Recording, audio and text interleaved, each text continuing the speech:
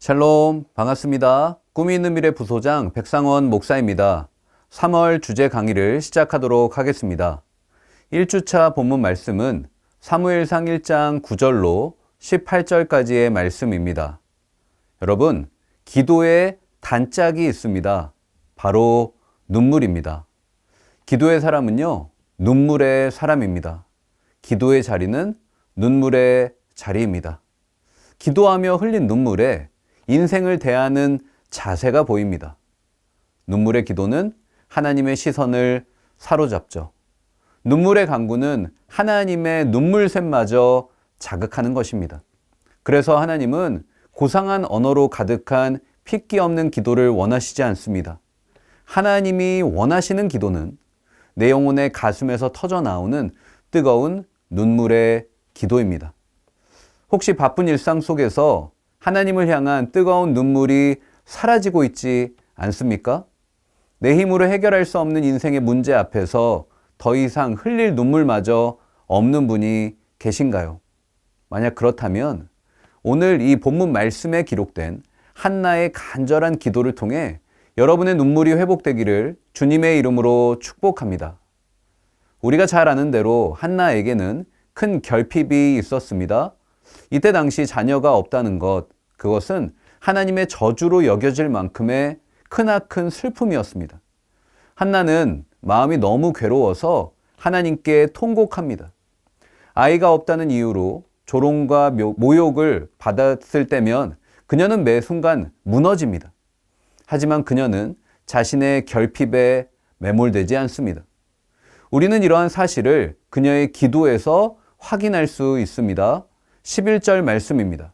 서원하여 이르되 만군의 여호와여 만일 주의 여종의 고통을 돌보시고 나를 기억하사 주의 여종을 잊지 아니하시고 주의 여종에게 아들을 주시면 내가 그의 평생의 그를 여호와께 드리고 삭도를 그의 머리에 대지 아니하겠나이다. 아멘.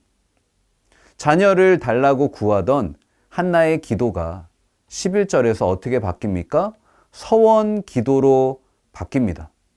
여러분, 서원한다라는 것은요, 문자적으로 정의하면 하나님 앞에서 맹세하여 소원을 세운다라는 뜻입니다.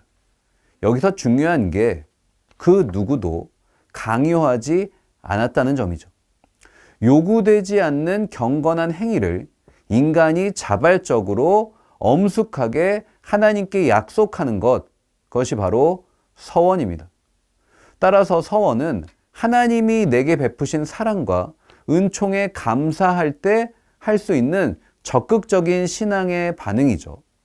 하나님께 나를 온전히 내어드리는 신앙 행위입니다. 한나가 하나님께 무엇을 서원합니까? 아들을 주시면 머리에 삭도를 대지 않겠다고 합니다. 한나는 자신의 아들을 향한 하나님의 절대 주권을 온전히 인정합니다. 그리고 거룩하게 구별하겠다라고 하나님께 약속하죠. 이러한 한나의 기도는 굉장히 이례적이죠. 자신의 필요에 따라 아이를 요구하는 게 마땅합니다. 하지만 한나는 하나님께 달라고 기도하지 않습니다. 그녀의 최종적인 기도의 마지막은 오히려 하나님께 드리겠다라는 내용입니다. 기도에는 두 가지 종류가 있습니다.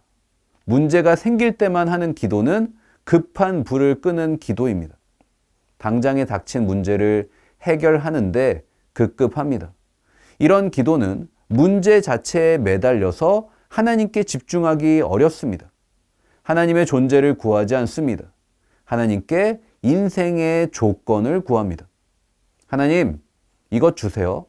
저것 주세요. 하나님께 집중하지 못하면 맹목적으로 중언부언하게 되는 것이죠. 하지만 집을 짓는 기도가 있습니다. 인생의 조건이 아닌 하나님의 존재에 집중합니다. 하나님께 집중하여서 기도의 지경이 넓어집니다.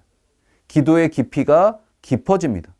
처음엔 나를 위해서만 기도하다가 내 주변 사람들을 품고 기도합니다.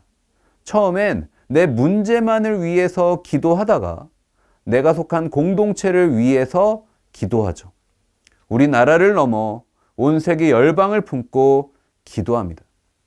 처음엔 우리 교회만을 위해 기도하다가 나중엔 이 땅의 교회들을 품고 기도합니다.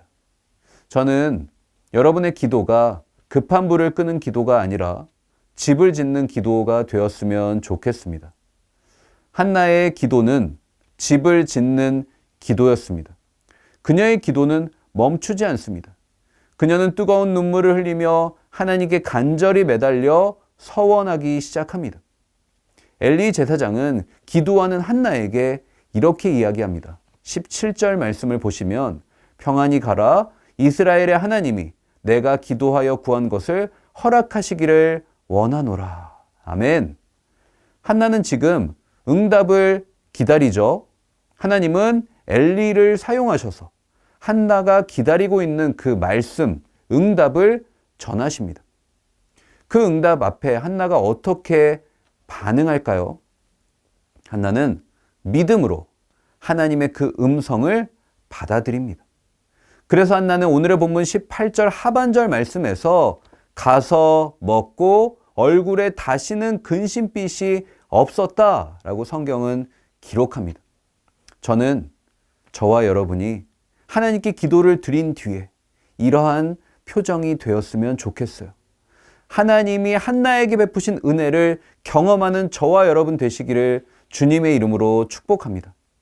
히브리서 11장 1절 말씀은 이렇게 고백합니다. 믿음은 바라는 것들의 실상이요 보이지 않는 것들의 증거니. 아멘. 하나님께 간절히 기도하고 이후에 모든 것을 주께 온전히 맡기는 저와 여러분 되시길 주님의 이름으로 간절히 축복합니다. 2주차 본문 말씀은 사무엘상 3장 1절로 14절까지 말씀입니다. 본문은 두 사람을 비교합니다. 엘리와 사무엘이죠. 사실 이 엘리와 사무엘은 서로 비교할 처지가 아닙니다. 엘리는 대제사장이고요. 사무엘은 성소의 봉사자입니다. 엘리는 98세, 사무엘은 12살로 추정합니다. 맡고 있는 직분이나 사회적 지위, 그리고 인생의 연륜 자체가 서로 체급이 맞지 않습니다. 그런데 오늘의 본문 말씀은 정반대의 관점으로 기술합니다. 엘리는 한 시대에 쓰임받은 제사장이었으나 이스라엘 역사 속에서 사라져갑니다. 하지만 하나님은 아이 사무엘을 이스라엘 역사의 중앙으로 부르십니다. 1절 말씀입니다. 아이 사무엘이 엘리 앞에서 여호와를 섬길 때에는 여호와의 말씀이 희귀하여 이상이 흔히 보이지 않았더라. 사무엘이 엘리 앞에서 여호와를 섬길 때 어떠한 시대였다고요? 하나님의 말씀이 잘 들리지 않았습니다. 사람들은 하나님의 말씀을 가까이 하지 않았습니다. 심지어 대제사장인 엘리도 마찬가지입니다. 2절 말씀을 보면 엘리의 눈이 점점 어두워 가서 잘 보지 못하는 그 때에 그가 자기 처소에 누웠고 라고 기록합니다. 엘리의 눈이 점차 어두워집니다. 대제사장의 영안이 희미해지는 것, 그것은 개인과 가정을 넘어 그 민족의 위기죠. 거북이 교인이라는 말이 있습니다. 여러분, 일반적으로 동물학자들에 따르면 새는 10일을 굶으면 죽는다고 합니다. 개는 20일을 굶으면 죽습니다. 그런데요, 거북이는 유별납니다. 500일을 먹지 않고도 견딜 수 있다고 합니다. 거북이가 500일을 먹지 않고도 사는 것처럼 하나님의 말씀을 가까이 하지 않고 살아가는 크리스찬들, 그들을 빗대어서 거북이 교인이라고 부른다는 거죠. 저는요, 이 영상을 시청하는 우리 모두가 거북이 교인이 되지 않기를 소망합니다. 하나님의 말씀을 날마다 가까이 할 수 있기를 소망합니다. 하나님의 말씀으로 내 영안이 점점 더 밝혀지고 하나님의 음성에 더욱 민감하게 반응할 수 있기를 간절히 소망합니다. 반면에 하나님은 어린 사무엘을 부르세요. 아이 사무엘은 그것이 하나님의 음성인 줄 처음엔 모릅니다. 그래서 엘리 제사장이 자신을 부른 줄 알고 찾아가죠. 그러나 엘리 제사장은 자신이 사무엘을 부르지 않았다고 합니다. 이러한 상황이 3번 반복되고 나서야 그제서야 엘리 대제사장은 하나님이 아이를 부르신 것임을, 사무엘을 부르신 것임을 깨달아요. 그만큼 그가 영적으로 둔감했다라는 것을 보여주는 것이죠. 하지만 그에게는 이전에 경험이 있었습니다. 아이 사무엘에게 이렇게 말하죠. 9절 말씀입니다. 엘리가 사무엘에게 이르되 가서 누웠다가 그가 너를 부르시거든 내가 말하기를 여호와여 말씀하옵소서 주의 종이 듣겠나이다 하라 하니 이에 사무엘이 가서 자기 처소에 누우니라. 아멘. 10절에서 사무엘은 엘리의 말대로 주의 종이 듣겠나이다 말씀하옵소서 주님 이라고 그렇게 대답합니다. 하나님의 말씀에 사무엘이 그렇게 대답하는데 특별히 여기서 주의 종이 듣겠나이다, 듣다라는 것은요. 영어로 히어링이 아닙니다. 여러분, 히어링이 아니라 리스닝이죠. 여러분, 히어링과 리스닝은 전혀 다릅니다. 히어링은요. 귀에 들려오는 소리를 그냥 듣는 수동적인 듣기입니다. 반면에 리스닝은 의식을 집중하여 정보를 수집하고 그것을 분석하여 뇌로 전달하는 능동적인 듣기입니다. 사무엘은 하나님의 말씀에 귀를 쫑긋 세우고 기울입니다. 그는 히어링하지 않고 리스닝합니다. 그리고 그 말씀을 그대로 순종하죠. 여러분은 하나님의 말씀을 어떻게 듣고 계세요? 히어링입니까? 리스닝입니까? 하나님의 세미한 음성이 내 인생에 풀리지 않는 해답일 수도 있다는 사실을 기억하십니까? 그래서 매 순간 하나님의 그 세미한 음성에 귀를 쫑긋 세우고 귀를 기울이고 계세요? 그렇다면 여러분은 하나님의 음성에 리스닝하는 것이죠. 하지만 하나님의 음성에 관심을 갖지 않고 하나님의 그 세미한 음성에 귀를 기울이지 않는다면 여러분은 히어링하고 있는 것입니다. 바라기는 하나님의 음성을 리스닝할 수 있는 저와 여러분 되었으면 좋겠습니다. 3주차 본문 말씀은 사무엘상 7장 3절로 11절까지 말씀이에요.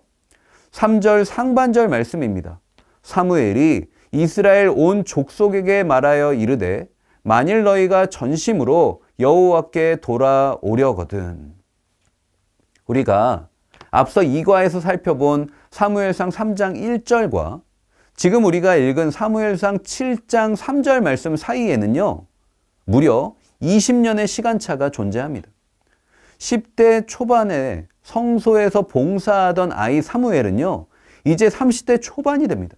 그리고 성소 봉사자의 직분을 넘어서서 이스라엘의 정치적, 종교적 지도자로 본격적인 사역을 시작합니다. 특별히 사무엘은 이스라엘의 이중적인 신앙생활을 지적합니다. 그리고 영적인 솔루션을 제시합니다. 크게 그 내용은 2가지로 정리할 수 있습니다. 첫째로 신앙생활을 방해하는 요소, 우상을 제거하라고 합니다. 3절 하반절 말씀입니다. 이방 신들과 아스다롯을 너희 중에서 제거하고 하나님의 법궤가 7개월 만에 이스라엘 땅 기럇 여아림으로 돌아옵니다. 원래 법궤가 있었던 지역은 실로였죠. 기럇 여아림에 법궤가 머물게 된 것입니다. 법궤가 블레셋과 인접한 기럇 여아림에 머물렀다라는 사실은 무엇일까요? 무엇을 말할까요? 이스라엘과 하나님과의 관계가 아직 소원한 것이고 완벽하게 회복되지 않았다라는 것이죠. 이때 사무엘이 이스라엘 백성들에게 이렇게 말합니다. 너희가 전심으로 여호와께 돌아오길 원하느냐? 그렇다면 이방 신들과 아스다롯을 너희 중에서 제거하라. 아스다롯은 이방의 우상입니다.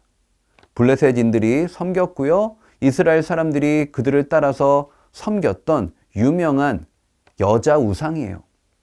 이스라엘 백성들은 하나님을 안 믿은 게 아니죠. 하나님께 그들은 늘 제사를 드렸습니다. 하지만 그들은 그 마음속 깊은 곳에 우상을 숨겨두고 있었어요. 그들은 우상을 숭배했다라는 것이죠.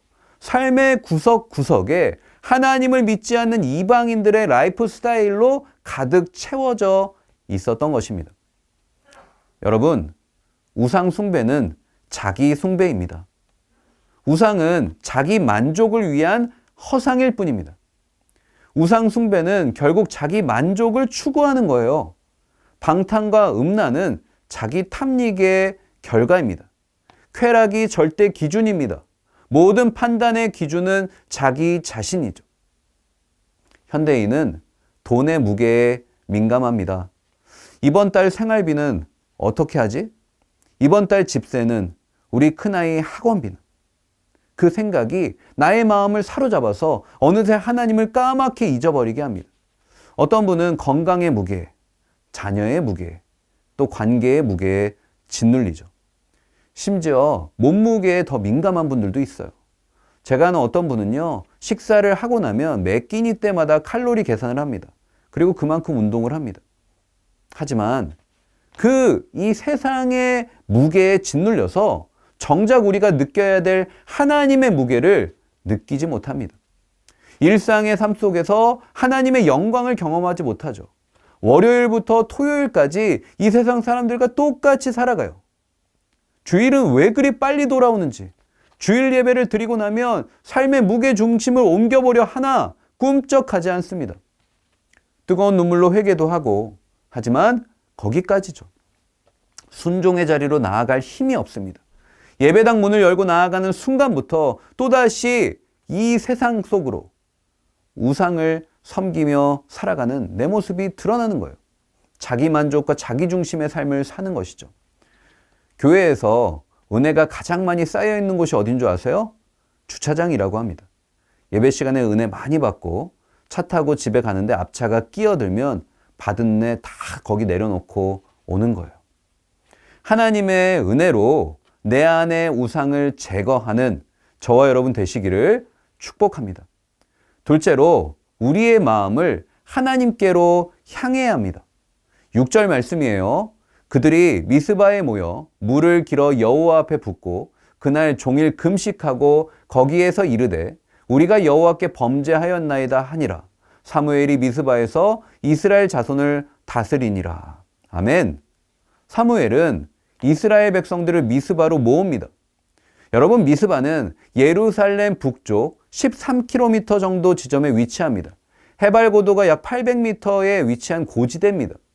사사시대 때부터 지파들이 함께 모였던 곳이에요. 시내산에서 하나님과 이스라엘 백성이 언약을 맺었죠. 세겜에서는 또 한 번 언약을 갱신합니다. 그리고 하나님은 이스라엘 백성을 긍휼히 여기시사 미스바에서 하나님의 백성으로서의 언약을 갱신하기를 원하십니다. 언약의 갱신은 철저한 회개로부터 출발하죠. 미스바에서 죄에 대한 철저한 회개가 있었습니다. 하나님과의 관계 회복에서 가장 중요한 것은 회개하여 돌이키는 것이죠. 마음을 하나님께로 돌릴 수 있는 내 영혼의 유턴입니다. 그리고 물을 붓고 금식하는 것은 현실에 얽매이지 않고 사는 것과 죽는 게 인생의 생사화복이 오직 하나님께 달려있으니 하나님만 보겠다는 신앙 고백입니다. 그런데 이때 블레셋이 이스라엘을 치기 위해 올라옵니다. 금식하고 애통하는 심정으로 하나님의 은혜를 구하고 있는데 갑자기 전쟁이 일어납니다. 무슨 일일까요? 하나님이 살아계심을 이스라엘에게 보여주시기 위함입니다. 이스라엘은 최근 2번이나 블레셋에게 패합니다. 심리적으로 종속되어 있었어요. 그들에게 불안함을 느끼고 있었습니다. 그런데 성경은 이 전투의 과정을 세밀하게 기록하지 않습니다. 그저 하나님이 허락하신 승리의 장면을 클로즈업합니다. 10절 하반절 말씀입니다. 그날의 여호와께서 블레셋 사람에게 큰 우레를 발하여 그들을 어지럽게 하시니 그들이 이스라엘 앞에 패한지라. 아멘. 하나님이 큰 우레를 내리시사 블레셋 군대를 어지럽게 하시고 그들은 결국 놀라 패하고 말았던 것입니다. 이스라엘이 하나님의 은혜로 승리를 거머쥔 것이죠. 사랑하는 여러분, 반드시 기억하십시오. 회개해야 회복합니다. 회개 없는 회복은 없는 거예요. 왜냐하면 회복의 주체가 우리 하나님이시기 때문입니다.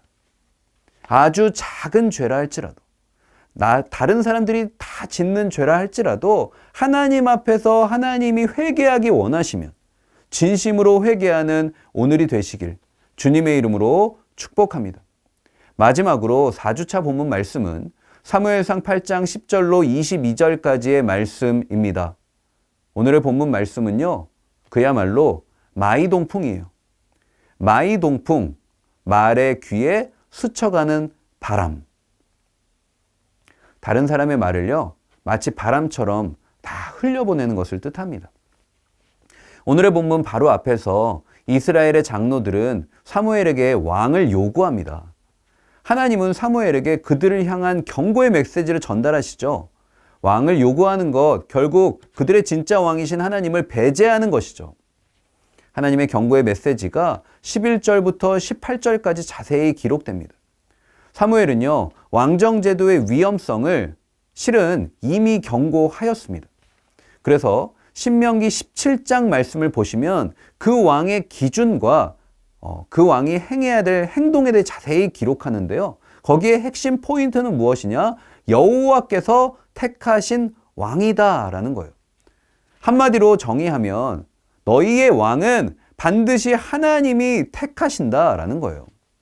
하나님은 이 4주차 본문 11절로 18절 말씀에서 인간이 뽑은 왕의 폐해, 인간이 뽑은 왕이 저지를 죄악을 조목조목 밝히십니다. 11절과 13절 말씀을 보시면 너희 아들, 너희 딸을 다 데려갈 것이다. 14절 말씀에서는 열매의 제일 좋은 것을 그들이 가져갈 것이다. 15절 말씀에서는 소산물의 11조를 거둘 것이며 16절에서는 집안의 일손들에게 노역을 시킬 것이다 라고 이렇게 하나하나 케이스 바이 케이스로 다 설명을 해주세요. 이스라엘이 스스로 택한 왕, 그들이 우둔하여 하나님의 경고를 무시하고 택한 왕은요, 그들을 통치하게 됩니다. 그들의 자녀와 재물과 자유를 억압하게 된다는 것이죠. 너희가 택한 왕은 너희를 백성으로 생각하지 않고 노예로 만든다는 거예요. 그런데 그보다 더 강력한 경고가 있습니다. 18절 말씀입니다. 그 날에 너희는 너희가 택한 왕으로 말미암아 부르짖되 그날에 여호와께서 너희에게 응답하지 아니하시리라. 하나님이요, 무응답하신다는 거죠. 하나님이요, 신경을 안 쓰신다라는 거예요. 여러분, 이것보다 더 강력하고 무서운 경고는 없을 거예요. 하지만 이러한 경고의 메시지를 받은 이스라엘, 그들은요, 사무엘의 말 듣기를 싫어합니다. 19절입니다. 백성이 사무엘의 말 듣기를 거절하여 이르되 아니로소이다. 우리도 우리 왕이 있어야 하리니. 말 듣기를 거절한다. 별로 중요하지 않게 여긴다는 의미예요. 내 생각과 내 의견과 내 주장이 가득하기 때문에 당신의 말은 나에게 아무런 효용 가치가 없고 들어갈 틈이 없는 거예요. 사무엘이 누구입니까? 하나님의 메신저입니다. 하나님의 대언자입니다. 영적 지도자입니다. 그런 사무엘의 메시지 거부하는 것, 누구를 거부하는 거예요? 하나님을 거부하는 것이죠. 그렇다면 왜 이토록 이스라엘은 강력한 하나님의 경고를 듣고도 끝까지 불순종할까요?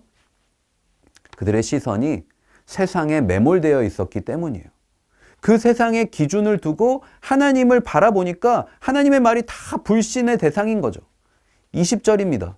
우리도 다른 나라들 같이 되어 우리의 왕이 우리를 다스리며 우리 앞에 나가서 우리의 싸움을 싸워야 할 것이니다. 지금 그들의 기준은 뭐예요? 말씀이 아니죠. 세상입니다. 다른 왕들처럼 우리에게도 달라라는 것이죠. 로마서 12장 2절 상반절 말씀에 보시면 너희는 이 세대를 본받지 말고 라고 기록합니다. 여러분, 이 부분을 NIV 영어 성경으로 보시면 이 세대는 이 세상의 패턴입니다. 사도 바울은요, 성도는 이 세상의 패턴을 따르지 말라고 경고합니다. 패턴이 무엇입니까? 패턴은 다수의 반복된 습관이죠. 패턴은 다수결의 원칙이 강하게 작용합니다. 패턴은 반복을 통한 학습 효과를 일으키죠. 여러분, 세상에 끌려가고 있습니까? 아니면 세상을 이끌고 있습니까? 세상은 우리에게 세상의 패턴을 강요합니다. 그 패턴대로 살지 않으면 시대에 뒤처진 인생이라고 저평가합니다. 저는 오늘 이 영상을 듣는 저와 여러분이 이 세상에 끌려가는 인생이 아니라 세상을 이끄는 인생 되길 주님의 이름으로 축복합니다. 세상의 패턴을 따라가지 말고 오직 진리의 말씀에 순종할 수 있기를 축복합니다. 이 세상을 거룩의 습관으로 압도하십시오. 하나님의 말씀을 깊이 묵상하고 하나님께 뜨겁게 기도하는 거룩의 패턴을 만드십시오. 나의 삶에 거룩한 패턴을 만들어서 내 인생의 유턴이 일어나는 오늘 하루 되시길 주님의 이름으로 간절히 축복합니다. 감사합니다.